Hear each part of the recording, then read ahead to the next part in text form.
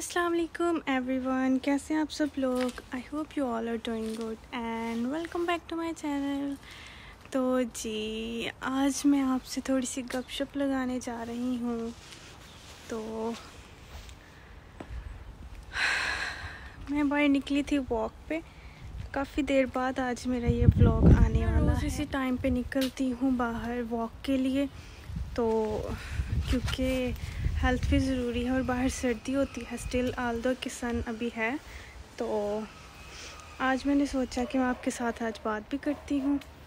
तो कभी कभी ना बहुत ज़्यादा वो होता है, कह लो कि डिप्रेशन सा होता है कि कोई बंदा बशर नहीं यार दिख रहा, कोई कहीं पर भी नहीं है। देखें, सब कुछ खाली, सड़कें खाली, मतलब कि इट्स काइंड ऑफ अ मोहल्ला। तो यहाँ पर कोई गैर ज़रूरी बाहर नहीं निकलता। तो मैं तो वॉक करती हूँ, इस वजह से मैं बाहर आती हूँ। तो वॉक के लिए भी जॉगिंग ट्रैक्स बने हुए हैं, बट मैं दूर नहीं जाती, मैं घर के पास ही रहती हूँ। सो आज मैंने सोचा मैं आप लोगों के साथ शेयर करती हूँ कुछ बात। किसी ने ऐसे इंस्टाग्राम पर भी डीएम करके पूछा था कि वहाँ पर सनराइज़ और सनसेट का टाइमिंग क्या है, और इस तरह से क्लॉथ्स वगैरह के एक्सपेंसेस और क्या लेकर जाना चाहिए, इस तरह की चीज़ें काफ़ी पूछी हुई थी ना। तो मैंने सोचा कि मैं एक प्रॉपर जो है इस पर वीडियो बनाकर आप लोग के साथ शेयर करूँ। इसलिए मेरे लिए तो बहुत मुश्किल होता है यूँ फ़ोन पकड़ कर जो है चलना। तो आई डोंट नो कैसे लोग इस तरह से मैनेज कर लेते हैं, फ़ोन पकड़ के साथ में बातें करते हैं, साथ में व्लॉग रिकॉर्ड करते हैं। मेरा तो बाजू थक जाता है। थोड़ी देर फ़ोन नीचे हाथ नीचे कर लेती हूँ और मैं थोड़ा सांस ले लेती हूँ बाजू का सांस निकल जाए थोड़ा, और फिर मैं स्टार्ट करती हूँ। अब कभी मैं कहीं पर बैठती हूँ, फिर मैं आपके साथ डिटेल्ड बताती हूँ कि क्या क्या मतलब करना चाहिए और क्या नहीं। तो अब मैं थोड़ी सी वॉक करके फिर आती हूँ। हाँ जी, तो वॉक मेरी हो गई है कंप्लीट, और जितना मैंने टाइम फिक्स किया होता है कि मैं इस टाइम में इतना टाइम में जो है मैंने वॉक करनी है, वो हो गई है मेरी कंप्लीट। तो अब हो रहा है शाम मगरिब का टाइम। तो अभी मैं आपको दिखाती हूँ क्या टाइम हुआ है।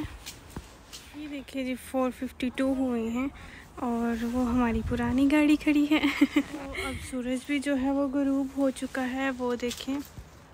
और अब जा रही हूँ मैं अंदर, और अंदर जाकर हम मज़ीद बात करते हैं। और वॉक करके जो है बहुत फ़्रेश फील होता है, तो आप लोग ज़रूर ट्राई करें, वॉक करें, हेल्दी रहें। और घर आते ही सबसे पहले जो है हम शूज़ चेंज करेंगे। अब हो गया है नमाज का टाइम, तो मैं नमाज़ पढ़ लूँ, फिर आती हूँ आप लोग के साथ बात करने। हाँ जी, तो मेरे सारे काम हो गए ऑलमोस्ट। नमाज़ भी पढ़ ली, खाना भी बना लिया, बर्तन वगैरह, किचन सारा साफ़ कर लिया, घर साफ़ कर लिया, सब कुछ कर लिया मैंने। तो अब मैं आकर आराम से बैठी हूँ और मैंने सोचा कि आप लोग के साथ शेयर करती हूँ बातें। और जैसा कि मुझसे पूछा था, मैंने आप लोग से पहले भी बताया है कि मुझे पूछा था कि मैं इसमें से बताती हूँ। देखें, डीएम आया हुआ है और मुझे पूछा गया था कि सनसेट और सनराइज़ का जो टाइमिंग है वो, और कपड़े वगैरह वहाँ से कितने मतलब एक्सपेंसिव होते हैं, कितने चीपेस्ट होते हैं, इस सेंस में पूछा गया। और उसके बाद पूछा गया था कि क्या क्या हमें लेकर जाना चाहिए if you are moving to Ireland और एनी कंट्री, यू नो। तो इस तरह के काफ़ी सारे मैसेजेस थे। सो बी वेरी ऑनेस्ट, मुझे इतना फ्लुएंटली बोलना नहीं आता। I am not so you know talkative person, but still I will try my best कि मैं जो है जितना मेरा एक्सपीरियंस रहा है वो मैं आप लोग के साथ शेयर करूं। तो सबसे पहली बात कि ये कि जो है सनराइज़ और सनसेट वो अकॉर्डिंग टू वेदर चेंज होता है। जैसा कि अब दिसंबर और जनवरी के स्टार्ट में जो है ना, बहुत ही छोटा दिन था, बहुत ही छोटा दिन था कि यूँ लगता था इधर से मैंने ज़ोहर की नमाज़ पढ़ी थी और साथ में ही जो है ना उसका वक्त हो जाता था, असर का टाइम हो जाता था। तो मुझे फिर टाइम ही नहीं मिलता था, आधे घंटे का फ़र्क होता था ज़्यादा से ज़्यादा। तो इस तरह से होता था कि 8 बज रहे हैं तो तब भी अंधेरा हुआ करता था सुबह के वक्त। और उस तरफ दूसरी तरफ मगरिब के वक्त जो है वो 4 बजे ही अंधेरा शुरू हो जाता था, मगरिब हो जाती थी। और दिसंबर का ये मैं बता रही हूँ, दिसंबर अर्ली जनवरी में। तो अब जो है जनवरी का एंड चल रहा है, तो अब जो है टाइमिंग कुछ इस तरह है कि 6 सवा 6 जो है वो फजर का टाइम होता है। सॉरी, हाँ, तो मैंने ना ऐप की हुई है डाउनलोड, तो उसके ज़रिए मुझे टाइमिंग पता चल जाती है नमाज वगैरह की। सो बात कर रही थी सनराइज़ की, तो बात ये है कि तकरीबन 8 सवा 8 बजे जो है वो सनराइज़ होता है यहाँ पर अब। और इसी तरह जो है वो डिफरेंट जो है ना वेदर के साथ साथ डिफरेंटली वेरी करता है ये सनराइज़ और सनसेट की टाइमिंग्स भी। अब हम करते हैं कपड़ों की बात। तो कपड़े जो हैं वो आपके ऊपर डिपेंड करता है कि आप किस तरह के लेना चाह रहे हैं। आप एक्सपेंसिव कपड़े भी ले सकते हैं और आप नॉर्मल प्राइस में भी कपड़े ले सकते हैं, हर तरह से अवेलेबल हैं यहाँ पर। और दूसरी बात, यहाँ के जो वेदर के अकॉर्डिंग जो है स्वेट शर्ट्स और हुडीज़ वगैरह है वो यहाँ से जो मिलेंगी वो यहाँ के अकॉर्डिंग वेदर के अकॉर्डिंग बेस्ट रहेंगी मेरे ख्याल से, क्योंकि ये मेरा एक्सपीरियंस है। और ये ऐसा नहीं है कि हम अगर पाकिस्तान से लेकर आते हैं अपने गर्म कपड़े तो वो यहाँ पर चलेंगे नहीं, ऐसा नहीं है। बट यहाँ से ऑब्वियसली वो इसी वेदर के अकॉर्डिंग प्रिपेयर करते हैं कपड़ों को, तो वो यहाँ से लेना ज़्यादा बेस्ट है। दूसरी बात ये कि मैं जब यहाँ पर आई हूँ, मैं सर्दियों का एक सूट भी नहीं लेकर आई थी, एक भी सूट नहीं था मेरा सर्दियों का यहाँ के लिए। ना के सूट मतलब कि पाकिस्तानी शलवार कमीज़ जो है वो भी नहीं थी, और ना ही कोई स्वेटर, कोई स्वेट शर्ट, कुछ भी नहीं था। क्योंकि मैं आई थी सितंबर में, और सितंबर में अच्छी खासी पाकिस्तान में गर्मी होती है, आपको पता ही है। और दूसरी बात, यहाँ का मौसम भी जो है वो नॉर्मल था। रात के टाइम जो है वो थोड़ी थोड़ी हल्की हल्की ठंडी हो जाती थी, और वैसे दिन में जो है वो नॉर्मल मौसम था, विदाउट एनी स्वेटर आप रह सकते थे। इसीलिए फिर मैंने उसी वेदर के अकॉर्डिंग जो है ना कुछ चंद कपड़े मैंने लिए थे। मैंने ज़्यादा शॉपिंग नहीं की थी, मैंने चंद कपड़े ख़रीदे और मैं बस वही लिए, और जो मेरी चीज़ें थी ज़रूरत की मैं वो लेकर के। If you are moving permanently, तो जैसे कि मैं हूँ, मुझे परमानेंटली यहाँ पर रहना है, इस वजह से मैं उस तरह की चीज़ें लेकर आ रही थी जिस तरह की, फॉर एग्ज़ाम्पल कि आपको यहाँ पर एक प्रॉपर घर बनाना है जब आप यहाँ पर मूव करते हैं परमानेंटली, ठीक है। तो उस हिसाब से आपको मोस्टली जो है, मेरी तो किचन की चीज़ें थी और ज़्यादा इस्तेमाल भी किचन की चीज़ें होती हैं। फॉर एग्ज़ाम्पल कि आप हांडियाँ वगैरह और देगची, प्रेशर, इस तरह की चीज़ें, मसाले तो खैर यहाँ से भी मिल जाते हैं, बट कंपैरेटिवली पाकिस्तान में सस्ते होते हैं और यहाँ पर बहुत महंगे उस हिसाब से मिलते हैं। और दूसरी बात, अगर आप आना चाहते हैं यहाँ पर तो ये डिपेंड करता है कि आपकी टिकट पर वज़न कितना है। आप दोनों लोग ट्रैवल कर रहे हैं तो फिर दोनों का जो है वो वेट जो है वो ज़्यादा होगा, तो ऑब्वियसली आप ज़्यादा चीज़ें लेकर आ सकते हैं। अब मेरी बात की जाए, अगर मेरा एक्सपीरियंस आप लोग सुनना चाहते हैं तो वो ये था कि मैं 30 kgs में बस चंद कुछ चीज़ें लेकर आ सकी थी। मैं अपने पहनने वाले कपड़े जो होते हैं, फॉर एग्ज़ाम्पल के थोड़े से नॉर्मल वेदर में जो कपड़े पहनते हैं हम अक्टूबर नवंबर में, वो भी मैं नहीं लेकर आ पाई। मैं आपको बताया सिर्फ 10 kgs वेट था मेरे कपड़ों का। बाकी जो चीज़ें थी 20 किलो, वो सारी वो ज़रूरत की चीज़ें थी। जैसा कि एक मैंने प्रेशर लिया था। फिर planning to move from Pakistan to any country, तो मेक श्योर कि आप अपने हस्बैंड के साथ ही ट्रैवल करें, क्योंकि इस तरह आपकी 2 सीट्स हो जाएंगी और आपको जो है वेट की जो कैपेसिटी मिल जाएगी। मतलब कि आपकी 2 सीट्स होंगी ऑब्वियसली, तो वेट भी ज़्यादा होगा, आप वेट ज़्यादा कैरी कर सकती हैं। और जैसा कि मैं अकेली थी, इस वजह से मुझे थोड़ी सी प्रॉब्लम हुई, बहुत सारा सामान नहीं मैं लेकर आ सकी यहाँ पर। सो जितनी मतलब बहुत सारी ज़रूरत की चीज़ें मैं ख़रीद कर रख चुकी हूँ, और अब हम जाएंगे और जाकर हम इंशाल्लाह ले आएंगे।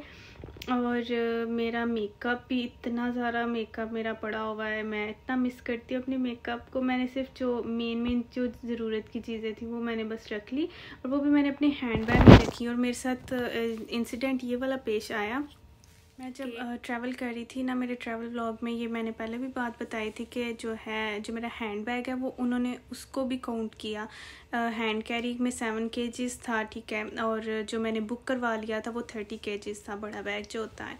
उसके बाद जो मेरा हैंड कैरी था उसमें मैंने थोड़ा सा मेकअप रखा हुआ था और थोड़ी सी जो ज़रूरत की अशिया होती हैं, बस वही।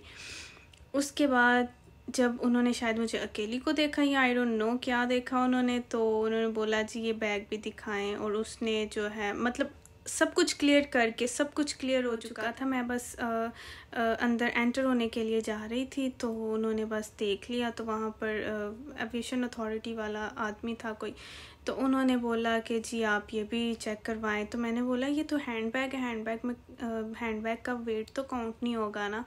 कहते हैं नहीं जी ये दिखाएं, और मैंने दिखाया उन्हें, तो उन्होंने वो यूं करके चेक किया वेट, तो उन्होंने बोला ये 4 kgs वेट है इसका। तो मैंने कहा सो व्हाट, ये तो हैंड बैग है। तो नहीं जी, बस वहाँ पर ऐसे ही बहस हुई, और उन्होंने बोला कि आप इसके जो है पे कर दे तो हम आपको जाने देंगे। फिर मैंने बोला कि पहले तो मैंने उन्होंने बोला कि आप इतना पे करें तो हम आपको जाने देंगे। तो मैंने कहा ठीक है। मैंने घर अपने भाई को कॉल की, तो बोला कि वो एक आदमी आता है तो आप उसको इतने पैसे दे दो।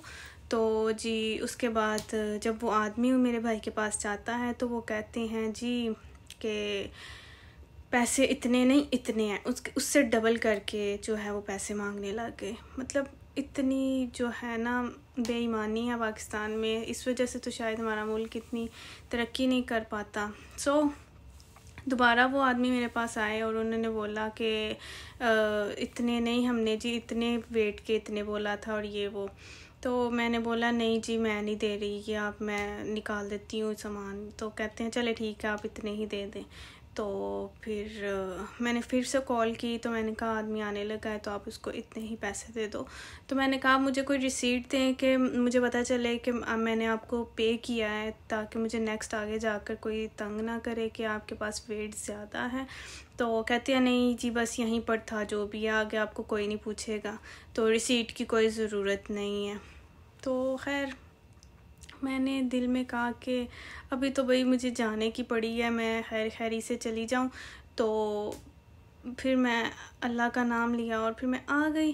तो खैर अच्छा तो नहीं लगा था मुझे, वो पैसे भी मैंने फिर ज़ाहिर है दिए इतने जितना वेट ऊपर था। ऊपर खैर नहीं था, हैंड बैग को काउंट तो नहीं करना चाहिए, बट उन्होंने किया।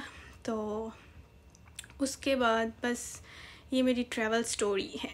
आई ट्रैवल्ड ऑल अलोन, तो मुझे काफ़ी अच्छा भी लगा, मज़ा भी आया। अकेले सफ़र करने का भी एक एक्सपीरियंस होना चाहिए इंसान के पास। बट फिर से मैं वही बात करने लगी हूँ कि सामान की बात आ जाती है कि आपके पास फिर सामान की गुंजाइश जो है वो कम हो जाती है अगर आप सिंगल अकेले मतलब ट्रैवल कर रहे हैं। तो इस वजह से तो अब बारी आती है कि मैं क्या लेकर आई थी, या क्या अगर आप मूव कर रहे हैं तो आपको क्या लेकर आना चाहिए। तो देखिए मैं जो चीज़ें लेकर आई थी वो था मेन जो मैंने एक पार्सल बनाकर फ़हद के एक रूममेट थे, एक्स रूममेट, उनके हाथ जो है वो पाकिस्तान आए हुए थे, उनके हाथ मैंने एक पार्सल बनाकर उनको भेज दिया था। शेखुपुरा के थे वो, उनको भेज दिया। और कुछ जो है सामान इस तरह से मेरा आया, और वो भी किचन की ही चीज़ें थी। एक पतीला था और ऐसे मतलब स्पून्स वगैरह सारे। और उसके बाद जो बाकी की चीज़ें थी वो मैं ख़ुद लेकर आई। फॉर एग्ज़ाम्पल के प्रेशर कुकर था, और मसाला जात थे, मसाला जात जैसे कि नमक, मिर्च, सूखा धनिया, ये वाली चीज़ें मैं पाकिस्तान से लेकर आई थी। यहाँ से भी मिल जाती हैं बट उसकी डबल कीमत है। तो मैं एक दफ़ा लेकर आई, हम 2 लोग हैं और अल्हम्दुलिल्लाह स्टिल अभी तक ख़त्म नहीं हुई, शुक्र अल्हम्दुलिल्लाह। तो कहने का मकसद है कि आप जितना हो सके आप बचत करना चाहें कर सकते हैं। और उनका इतना सारा वेट भी नहीं था, आई गेस 2.5 kg वेट था उनका मसाला जात का।